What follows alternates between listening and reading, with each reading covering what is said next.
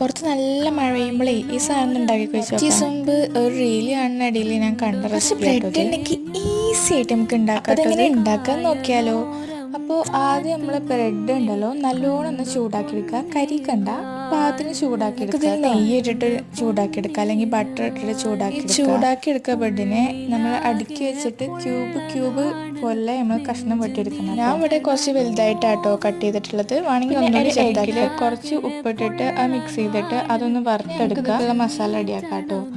അതിക്ക് വേണ്ടിയിട്ട് ഉള്ളി ക്യൂബ് പോലെ കട്ട് ചെയ്തിട്ട് ഒന്ന് വാട്ടിയെടുക്കുക. അതിക്ക് ഇഞ്ചിയും വെളുത്തുള്ളിയും പേസ്റ്റ് നന്നായി വാടി വരുമ്പോൾ കുറച്ച് മുളക് പൊടി ഇട്ട് കൊടുക്കുക. എരി ആവശ്യമുള്ളവരാണെങ്കിൽ കുരുമുളക് പൊടിയൊക്കെ ഇട്ട് കൊടുക്കുക കേട്ടോ. ശേഷം ചെറുതാക്കി കട്ട് ചെയ്ത തക്കാളി ഇട്ട് കൊടുക്കുക. പിന്നെ സോയാ സോസും ടൊമാറ്റോ സോസും ഉണ്ടെങ്കിൽ അത് ഒഴിച്ച് കൊടുത്ത് നമ്മുടെ എഗ്ഗില്ലേ അത് ഇട്ട് കൊടുത്ത് അതിന് കാണുമ്പോൾ നമ്മൾ ചെറുതാക്കി അരിഞ്ഞ ബ്രെഡ് ഇട്ട് കൊടുത്ത് നല്ലോണം ഒന്ന് മിക്സ് ചെയ്തെടുക്കുക. അത്രേ ഉള്ളൂ, എളുപ്പം ഉണ്ടാക്കാൻ. അതോ അടിപൊളി ടേസ്റ്റ്, നല്ല ചൂട് കൊടുക്കേണ്ട അടിപൊളി.